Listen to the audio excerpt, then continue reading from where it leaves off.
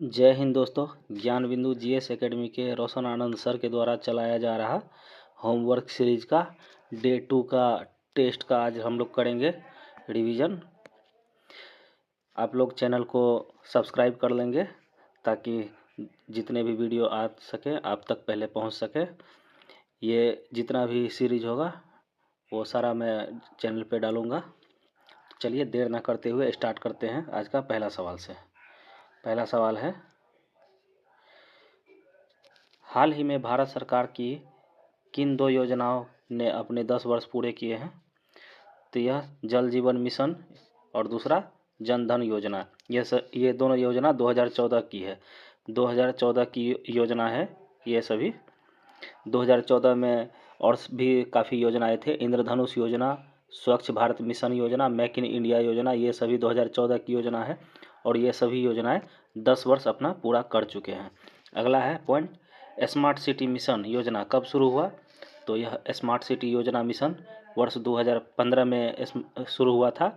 भारत का पहला smart city Bhubaneswar हो जाएगा और 100वां स्मार्ट सिटी शिलोंग। भारत का पहला स्मार्ट सिटी भुवनेश्वर और 100वां स्मार्ट सिटी शिलोंग। अगला है आयुष्मान भारत योजना कब शुरू की गई थी? तो यह आयुष्मान भारत योजना 23 सितंबर 2018 को शुरू की गई थी। आयुष्मान भारत योजना 2018 में 23 सितंबर 2018 को। चलिए आइए दूसरे नंबर के सवाल को देखते हैं। 33वीं प्रगति बैठक का आयोजन कहाँ किया गया और इसका उद्घाटन किसने किया? तो 33वीं प्रगति बैठक का आयोजन नई दिल्ली में किया गया था, नई दिल्ली में, और पीएम नरेंद्र मोदी के द्वारा, पीएम मोदी के द्वारा किया गया था। आगे देखते हैं, मिशन प्रगति को कब लॉन्च किया गया? तो मिशन प्रगति को 2015 में लॉन्च किया गया था। मिशन प्रगति के ही आधार पे बिहार में अभी हाल ही में प्रगति यात्रा बिहार के मुख्यमंत्री नीतीश कुमार के द्वारा चलाया जा रहा है। अब आगे देखते हैं 3 नंबर के सवाल को। आरक्षण के भीतर आरक्षण को सुप्रीम कोर्ट की अध्यक्षता वाली समिति द्वारा लागू किया गया है। तो यह DY चंद्रचूड़ की अध्यक्षता में यह सिफारिश की गई है, आरक्षण के भीतर आरक्षण। आगे है सुप्रीम कोर्ट के वर्तमान CJI, तो संजीव खन्ना हो जाएंगे, संजीव खन्ना। सुप्रीम कोर्ट के वर्तमान चीफ जस्टिस संजीव खन्ना है। सुप्रीम कोर्ट के पहले CJI तो हीरालाल जयकानिया, सुप्रीम कोर्ट के पहले चीफ जस्टिस हीरालाल जयकानिया और वर्तमान में संजीव खन्ना। और अगला है सुप्रीम कोर्ट में न्यायाधीशों की कुल संख्या, तो यह 34 हो जाएगा। 33 + 1, 33 न्यायाधीश, 1 मुख्य न्यायाधीश, तो टोटल 34 हो जाएगा। अब आइए आगे देखते हैं। भारत की पहली स्वदेशी सेमी हाई स्पीड ट्रेन कौन सी है? तो यह वंदे भारत हो जाएगी, वंदे भारत।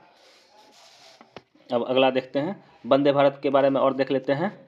वंदे भारत को वर्ष 2018 में इसका निर्माण किया गया था और जिस समय निर्माण हुआ था उस समय इसका नाम T18 रखा गया था, T18 ट्रेन 18। इसका नाम 2019 में परिवर्तन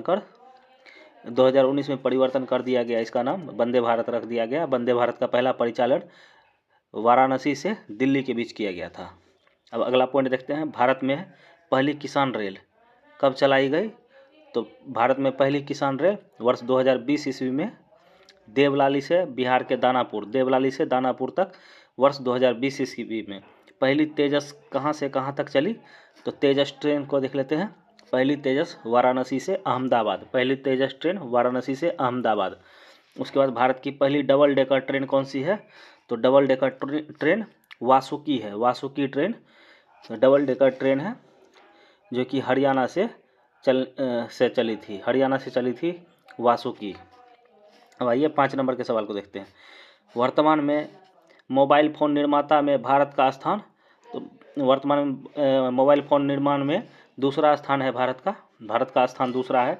अर्थव्यवस्था में भारत का स्थान, तो यह 5वां स्थान है। अर्थव्यवस्था में भारत का 5वां स्थान। दूरसंचार में भारत का स्थान तो दूसरा है, दूरसंचार में भारत का स्थान दूसरा है। अब आइए आगे देखते हैं 6 नंबर के सवाल को देखते हैं। 6 नंबर में है, केंद्र सरकार द्वारा चालू वित्तीय वर्ष के लिए सन 2025 के तहत कितने खाते खोलने का लक्ष्य रखा गया है? तो यह 3 लाख, लगभग 3 लाख करोड़ खाता खोलने का लक्ष्य रखा गया। यह सभी खाता जन धन योजना के तहत खोला जाएगा। विश्व की वित्तीय, ये विलय लिखा है, वित्तीय समावेशन की सबसे बड़ी योजना तो जन धन योजना हो जाएगी। विश्व की वित्तीय समावेशन की सबसे बड़ी योजना जन धन योजना। अब सुप्रीम कोर्ट द्वारा बाल विवाह रोकने के लिए किस एक पहल की शुरुआत की गई है? तो यह है बाल विवाह मुक्त गांव। बाल विवाह मुक्त गांव, सुप्रीम कोर्ट के द्वारा बाल विवाह मुक्त गांव योजना की पहल की गई है। आगे है, वर्तमान में बाल विवाह सर्वाधिक किस राज्य में है? तो सर्वाधिक पश्चिम बंगाल में हो जाएगा। बाल विवाह सर्वाधिक पश्चिम बंगाल में, और दूसरा स्थान बिहार हो जाएगा। पहला स्थान में पश्चिम बंगाल, दूसरा स्थान बिहार हो जाएगा। और देश में कहा जाएगा किस देश में बाल विवाह सर्वाधिक है? तो बांग्लादेश में। अब आइए आगे देखते हैं। प्रधानमंत्री द्वारा किस वर्ष को संयुक्त राष्ट्र अंतर्राष्ट्रीय सहकारिता वर्ष के रूप में घोषित किया है? तो ये वर्ष 2025 को घोषित किया गया है प्रधानमंत्री के द्वारा। अब आगे देखते हैं, सहकारिता मंत्रालय की स्थापना कब की गई थी? सहकारिता मंत्रालय की स्थापना, तो सहकारिता मंत्रालय की स्थापना वर्ष 2021 में याद रखेंगे। सहकारिता मंत्रालय की स्थापना वर्ष 2021 में। सहकारिता मंत्रालय के मंत्री तो इसका है अमित शाह। सहकारिता मंत्रालय अमित शाह के हाथ में है। अमित शाह इसके प्रभार में है सहकारिता मंत्रालय। अब आगे देखते हैं, केंद्र सरकार द्वारा लिए गए निर्णय के अनुसार नवीनतम जनगणना डाटा रिकॉर्ड करने की प्रक्रिया कब शुरू होगी? तो यह वर्ष 2025 से 2021 में होना था। दशकीय जनसंख्या के आधार पर जनगणना भारत में होती है, दशकीय आधार पर जनगणना होती है। 2021 में होना था लेकिन यह नहीं हो पाया। अब 2025 से इसे स्टार्ट करने का लक्ष्य रखा गया है। अब जनगणना रिपोर्ट 2025 कब प्रकाशित की जाएगी? तो जनगणना रिपोर्ट 2025-26 में प्रकाशित की जाएगी। 2026 में प्रकाशित की जाएगी। जनगणना के वर्तमान आयुक्त तो यह मृत्युंजय नारायण। वर्तमान जनगणना आयुक्त मृत्युंजय नारायण। वर्तमान जनगणना आयुक्त मृत्युंजय नारायण। अब आगे देखते हैं, भारत सरकार द्वारा संसद की सीटों के लिए परिसीमन प्रक्रिया पूरा करने का लक्ष्य तो यह वर्ष 2028 परिसीमन संसद के सदस्यों का संख्या बढ़ाने को लेके है। संसद के सदस्यों की संख्या को बढ़ाने को लेके परिसीमन का गठन किया जाता है। अभी वर्तमान में 1971 का परिसीमन के आधार पे ही संसद के सदस्य संख्या निर्धारित है। संसद के सदस्यों की संख्या का निर्धारण किया गया है। अगला परिसीमन पूरा कर लिया जाएगा 2028 में। अब आगे देखते हैं, वर्तमान परिसीमन किस जनसंख्या के आधार पर है? तो वर्तमान परिसीमन 1971 की जनसंख्या के आधार पर है। वर्तमान परिसीमन 1971 की जनसंख्या के आधार पर है। अब आइए आगे देख लेते हैं, हाल ही में एनसीआर नहीं, यहाँ एनपीआर हो जाएगा। इसको पी बना लेंगे, एनपीआर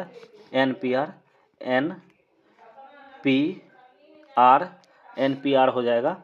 हाल ही में एनपीआर को अपडेट किया गया है। एनपीआर को लागू करने वाला पहला राज्य तो असम हो जाएगा। एनपीआर नेशनल पॉपुलेशन रजिस्ट्रेशन यह वर्ष 2019 में लागू किया गया है। वर्ष 2019 में लागू किया गया है नेशनल पॉपुलेशन रजिस्ट्रेशन। अब आगे देखते हैं, आगे है एनपीआर को किस वर्ष लागू किया गया है?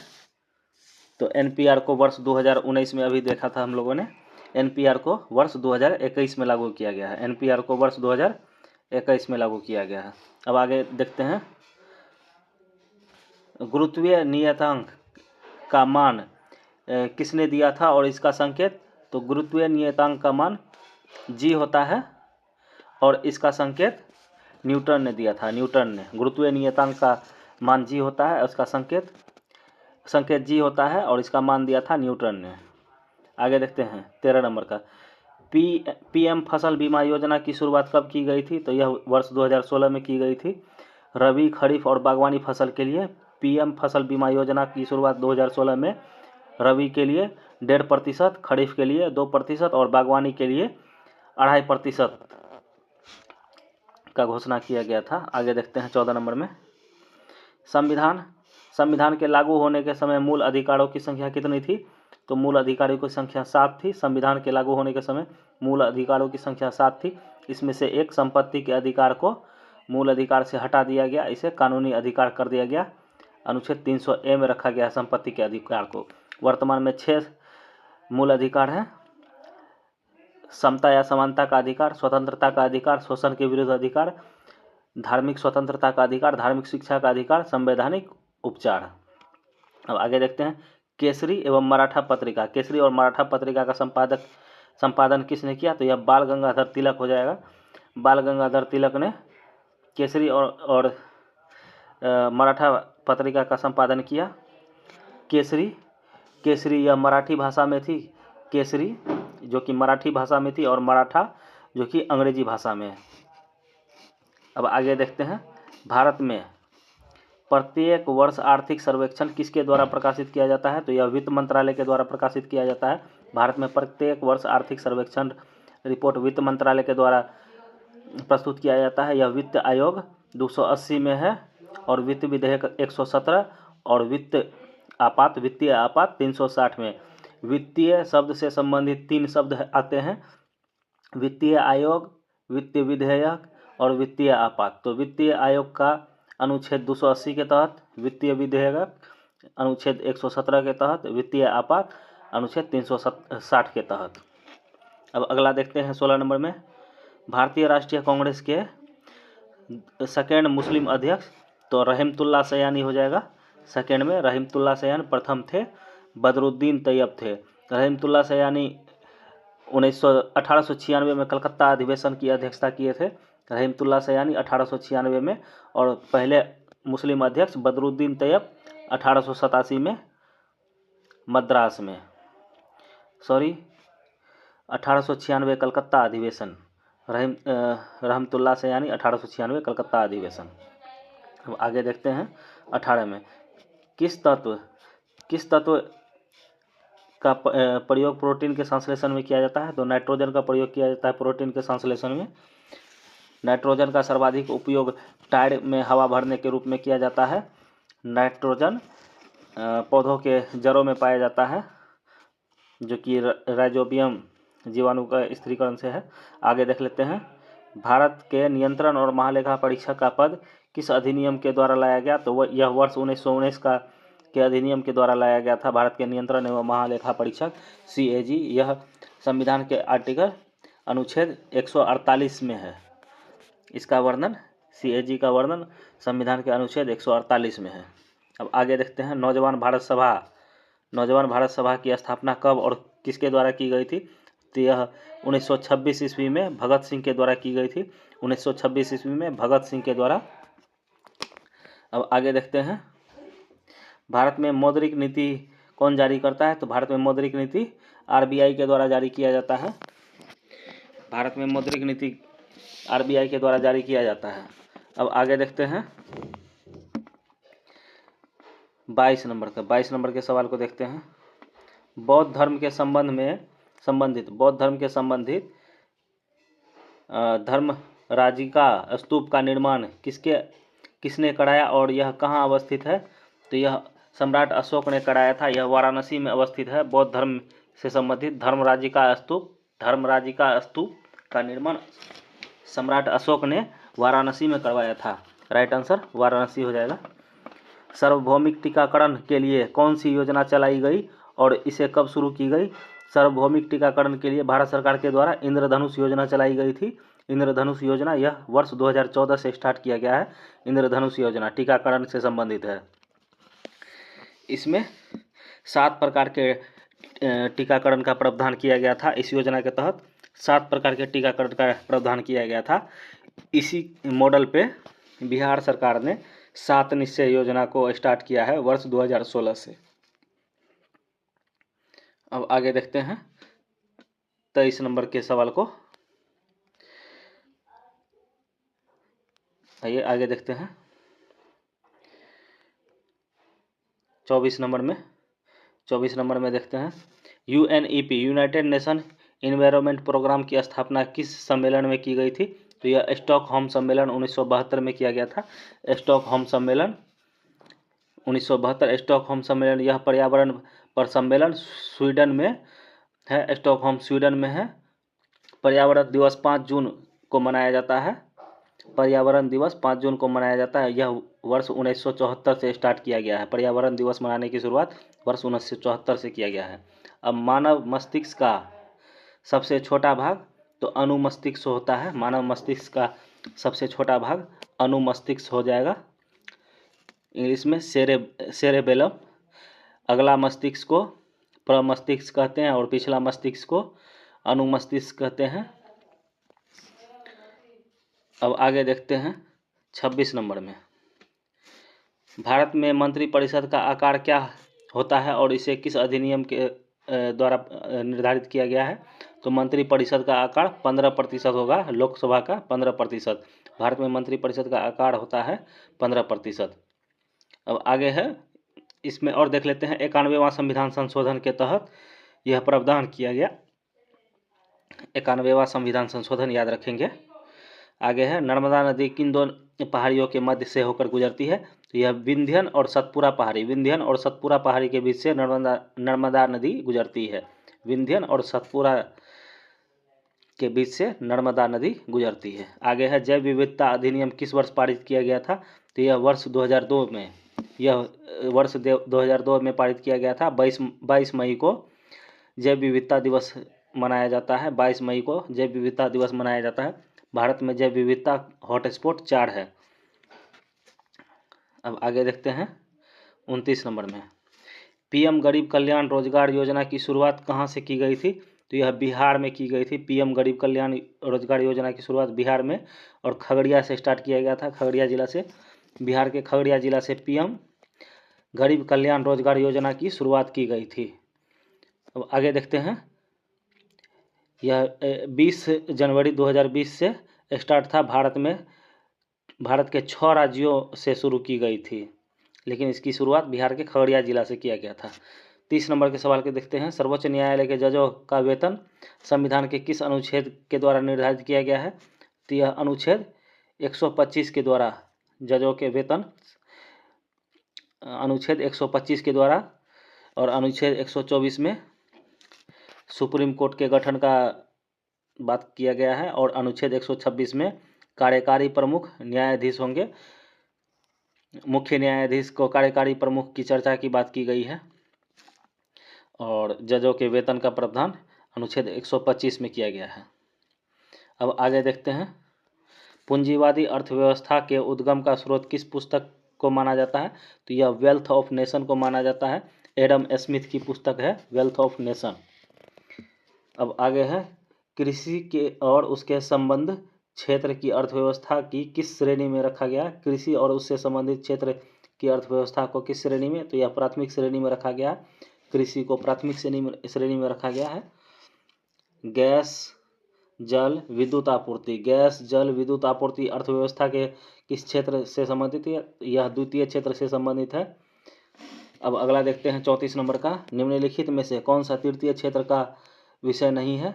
तो इसमें वस्त्र हो जाएगा। वस्त्र तृतीय क्षेत्र का विषय नहीं है, यह द्वितीय क्षेत्र का विषय है। वस्त्र द्वितीय क्षेत्र का विषय है। बाकी होटल, चिकित्सा और रियल एस्टेट ये सभी तृतीय क्षेत्र के विषय हैं। तो इसमें राइट आंसर डी हो जाएगा। डी तृतीय क्षेत्र के विषय नहीं है, यह द्वितीय क्षेत्र के विषय है।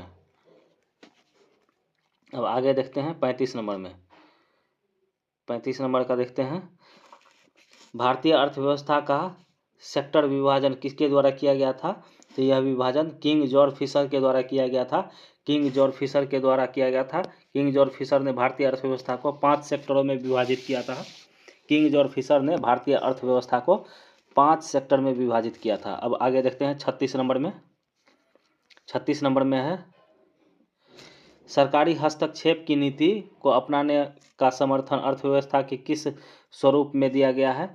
तो यह सरकारी हस्तक्षेप की नीति पूंजीवादी अर्थव्यवस्था में इसको अपनाया गया है। इसे प्राइवेटेशन भी कहा जाता है।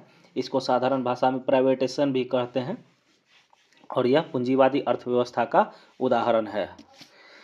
अब अगला देखेंगे समाजवादी अर्थव्यवस्था का विचार किसके द्वारा किया गया था? तो यह कार्ल मार्क्स के द्वारा किया गया था। समाजवादी अर्थव्यवस्था का विचार कार्ल मार्क्स जर्मन के अर्थशास्त्री हैं और इनकी प्रमुख रचना है दास कैपिटल। कार्ल मार्क्स की प्रमुख रचना है दास कैपिटल। अब आगे देखते हैं 38 नंबर में, वैसी अर्थव्यवस्था जिनका अन्य अर्थव्यवस्था के साथ कोई आर्थिक संबंध नहीं होता है वह कहलाता है बंद अर्थव्यवस्था। एग्जाम्पल में नॉर्थ कोरिया की अर्थव्यवस्था बंद अर्थव्यवस्था है। न तो कहीं से सामान भेजा जाता है और न ही खरीदा जाता है वहाँ का सामान, तो इसे ही बंद अर्थव्यवस्था कहते हैं। अब आगे देखते हैं भारत में किस प्रकार की अर्थव्यवस्था का प्रचलन है। भारत में किस प्रकार की अर्थव्यवस्था प्रचलित है? तो यह मिश्रित अर्थव्यवस्था, मिश्रित यानी कि समाजवादी और मिश्रित दोनों का मिलान है इसमें। यह मिश्रित अर्थव्यवस्था का विचार पंडित जवाहरलाल नेहरू के द्वारा दिया गया था। आगे देखते हैं 40 नंबर में। 40 नंबर में है भारत में पहली बार राष्ट्रीय आय का आकलन कब किया गया था? तो यह राष्ट्रीय आय का आकलन 1868 ईस्वी में किया गया था। यह दादा भाई नौरोजी के द्वारा किया गया था। आज़ादी के बाद 1949 में पीसी महालनोबिस ने राष्ट्रीय आय की गणना का विचार दिया था। गणना होना चाहिए यह कहा था पीसी महालनोबिस में। आज़ादी के बाद 1949 ईस्वी में राष्ट्रीय आय की गणना करने का विचार दिया था और सबसे प्रथम बार भारत में 1868 ईस्वी में दादा भाई नौरोजी के द्वारा दिया गया था। उस समय प्रति व्यक्ति आय 20 रुपया दादा भाई नौरोजी के द्वारा बताया गया था। अब आगे देखते हैं मूल मात्रकों की संख्या कितनी है?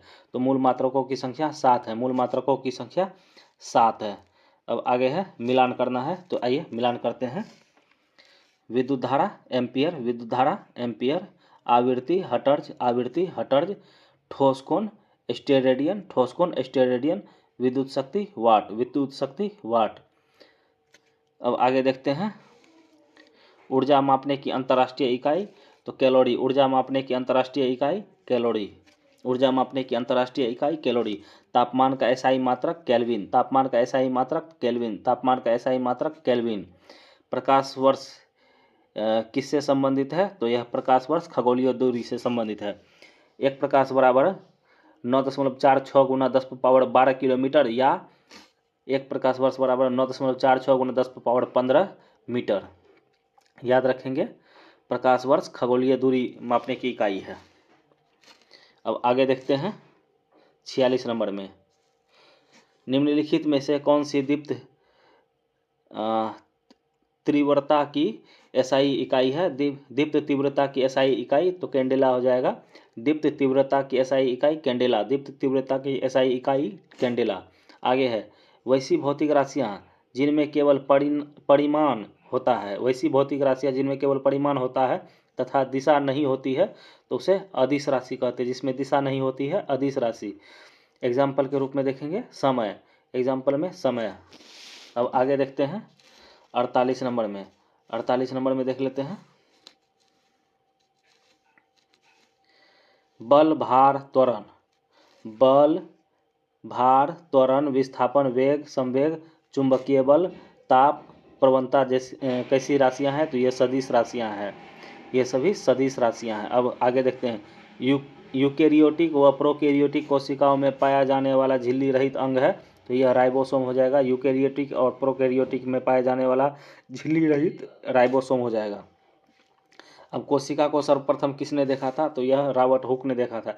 कोशिका को सर्वप्रथम रॉबर्ट हुक ने देखा था। रॉबर्ट हुक ने 1665 ईस्वी में, रॉबर्ट हुक ने कोशिका की खोज 1665 ईस्वी में किया था। किसी कोशिका का कौन सा कोशिकांग अपशिष्ट निपटान करता है? अपशिष्ट यहाँ पर नहीं निपटान होगा, पिटान लिखा हुआ निपटान होगा। किसी कोशिका का कौन सा कोशिकांग अपशिष्ट निपटान में मदद करता है? तो यह लाइसोसोम हो जाएगा। लाइसोसोम को आत्महत्या की थैली कहा जाता है। अब आगे देखते हैं निम्नलिखित में से कौन सा कोशिकांग कोशिका के सुसाइड बैग के रूप में जाना जाता है, यानी लाइसोसोम। आत्महत्या की थैली सुसाइड बैग लाइसोसोम।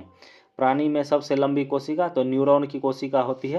प्राणी में सबसे लंबी कोशिका न्यूरॉन की कोशिका जो कि मस्तिष्क की कोशिका है, या इसे तंत्रिका तंत्र की कोशिका भी कहा जाता है। और सबसे छोटी कोशिका आरबीसी की कोशिका होती है। प्राणियों में सबसे छोटी कोशिका आरबीसी की कोशिका होती है और सबसे लंबी कोशिका न्यूरॉन कोशिका होती है। और पृथ्वी पर सबसे बड़ा कोशिका तो शुतुरमुर्ग के अंडे का होता है। अब आगे देखते हैं, केंद्रक की खोज किस वैज्ञानिक ने किया था? तो केंद्रक की खोज रॉबर्ट ब्राउन ने किया था। केंद्रक की खोज रॉबर्ट ब्राउन ने किया था। केंद्रक की खोज रॉबर्ट ब्राउन ने किया था। कोशिका के किस कोशिकांग को कोशिका का शक्तिगृह कहते हैं? तो माइटोकॉन्ड्रिया को शक्तिगृह कहते हैं। माइटोकॉन्ड्रिया की खोज अल्टमैन ने किया था। माइटोकॉन्ड्रिया की खोज अल्टमैन ने किया था। कोशिका के अंदर कोशिका माइटोकॉन्ड्रिया। अब कोशिका की सबसे बाहरी दीवार, कोशिका की सबसे बाहरी दीवार का नाम बताएं? तो कोशिका की सबसे बाहरी दीवार कोशिका झिल्ली कहा जाता है। कोशिका झिल्ली यानी सेल मेम्ब्रेन। कोशिका झिल्ली सेल मेम्ब्रेन। कोशिका की सबसे बाहरी दीवार को सेल मेम्ब्रेन कहा जाता है। अब कोशिका में वितरित होने वाले अणुओं के लिए प्राथमिक पैकेजिंग एरिया का काम करने वाले अंग का नाम? तो गोल्जिकाय है। गोल्जिकाय हो जाएगा। गोल्जिकाय हो जाएगा राइट आंसर। आगे देखेंगे, सर्वप्रथम जीवित कोशिका का अवलोकन किसने किया? तो जीवित कोशिका की खोज ल्यूवेनहॉक ने किया था और रॉबर्ट हुक ने मृत कोशिका का खोज किया था। सर्वप्रथम जीवित कोशिका का खोज ल्यूवेनहॉक ने किया था। ल्यूवेनहॉक ने जीवित कोशिका का खोज किया था। आगे देखते हैं 59 नंबर में, वैज्ञानिक हक्सले ने जीवन का भौतिक आधार किसे माना? तो जीव द्रव को। जीवन का भौतिक आधार जीव द्रव को माना। वैज्ञानिक हक्सले ने जीवन का भौतिक आधार जीव द्रव को माना। अब आगे देखते हैं 60 नंबर में। 60 नंबर में है, कौन से कोशिकांग में श्वसन एवं ऊर्जा से संबंधित रासायनिक क्रियाएं होती हैं? तो माइटोकॉन्ड्रिया में श्वसन से संबंधित रासायनिक क्रियाएं होती है। माइटोकॉन्ड्रिया में श्वसन से संबंधित रासायनिक क्रियाएं होती है। अब आगे देखते हैं 61 नंबर में, कोशिका की ऊर्जा के रूप में किसको जाना जाता है? तो कोशिका की ऊर्जा के रूप में एटीपी माइटोकॉन्ड्रिया को जाना जाता है, power house of the cell. इसमें माइटोकॉन्ड्रिया ऊर्जा को एटीपी के रूप में ग्रहण करता है। आगे है, वनस्पति कोशिका में क्लोरोफिल का संबंध किससे है? तो प्रकाश संश्लेषण से है। वनस्पति कोशिका में क्लोरोफिल का संबंध प्रकाश संश्लेषण से है। वनस्पति कोशिका में क्लोरोफिल का संबंध प्रकाश संश्लेषण से है। अब आगे देखते हैं आरबीसी का निर्माण। आरबीसी का निर्माण गृह एवं कब्रिस्तान। निर्माण गृह और कब्रिस्तान। तो निर्माण गृह अस्थि मज्जा में, निर्माण अस्थि मज्जा में, और इसका कब्रिस्तान तो प्लीहा। आरबीसी का जीवन काल 120 दिन। आरबीसी का 120 दिन। अब आगे देखते हैं, कोशिकाएं मिलकर प्राथमिक रूप से किनका निर्माण करती है? तो जायगोट। इसमें दोनों रह सकता है, या तो जायगोट या उत्तक भी होगा। कोशिका मिलकर प्राथमिक रूप से किनका निर्माण करती है? तो या तो जायगोट या उत्तक, दोनों में से कोई भी हो जाएगा राइट आंसर। आइए आगे देखते हैं, प्लाज्मा झिल्ली किसे कहते हैं? प्लाज्मा झिल्ली किसे कहते हैं? जो प्रोटीन एवं लिपिड से मिलकर बनी होती है। तो कोशिका झिल्ली को प्लाज्मा झिल्ली कहते हैं। यह प्रोटीन और लिपिड के मिलकर बनी होती है। अब आगे देखते हैं 66 नंबर में, गुणसूत्र कहाँ पाए जाते हैं? जो धागे के समान संरचना होती है। गुणसूत्र जो धागे के समान संरचना होती है कहाँ पाए जाते हैं? यह केंद्रक में पाया जाता है। गुणसूत्र केंद्रक में पाया जाता है। आगे 67 नंबर में, मनुष्यों में कोशिका विभाजन मुख्यतः दो प्रकार के होते हैं। मनुष्यों में कोशिका विभाजन मुख्यतः दो प्रकार के होते हैं, एक समसूत्री विभाजन और दूसरा अर्धसूत्री विभाजन। दो प्रकार के कोशिका विभाजन, समसूत्री विभाजन और अर्धसूत्री विभाजन। गुणसूत्र शब्द किस वैज्ञानिक ने प्रदान किया था? तो यह वाल्डेयर ने। गुणसूत्र शब्द वाल्डेयर ने। अब आगे देखते हैं 69 नंबर में, पादप कोशिका का सबसे बाहरी आवरण निम्न में से क्या कहलाता है? तो यह कोशिका भित्ति कहलाता है। पादप कोशिका का बाहरी आवरण कोशिका भित्ति कहलाता है।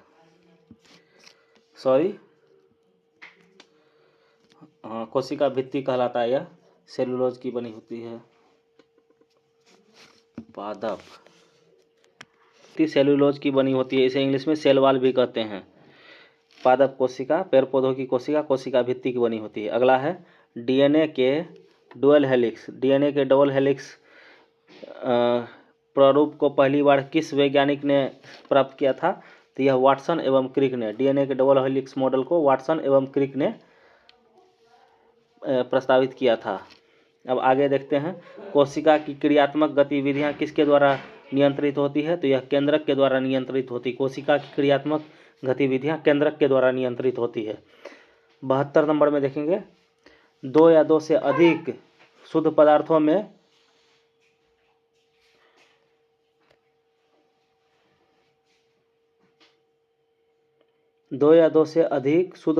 में मात्रा के विचार से एक निश्चित अनुपात में संयोग करने से बना पदार्थ कहलाता है तो यौगिक। 2 या 2 से अधिक शुद्ध पदार्थ की मात्रा निश्चित अनुपात में अगर हो तो यौगिक कहलाएगा, और अगर अनुपात निश्चित न हो तो वह मिश्रण कहलाएगा। याद रखेंगे, निश्चित मात्रा के मिले हुए शुद्ध पदार्थ को यौगिक कहते हैं। आगे है, ऐसे तत्व जिनमें धातु और अधातु के गुण पाए जाते हैं उसे उपधातु कहते हैं। ऐसे पदार्थ जिसमें धातु और अधातु के गुण पाए जाते हैं उपधातु कहते हैं। कौन सा पदार्थ प्राकृतिक में तीनों अवस्थाओं में पाया जाता है? तो यह जल है, पानी, जो कि ठोस, द्रव और गैस तीनों अवस्था में प्राकृतिक में पाए जाते हैं। अब है पदार्थ की चौथी अवस्था, तो प्लाज्मा हो जाएगा। पदार्थ के पहले 3 अवस्थाएं थे, ठोस, द्रव और गैस। चौथी अवस्था का खोज किया गया जो कि प्लाज्मा है, और अब 5वीं अवस्था भी खोज कर लिया गया है जो कि है बोस-आइंस्टीन। 5वीं पदार्थ की 5वीं अवस्था बोस-आइंस्टीन, चौथी अवस्था प्लाज्मा।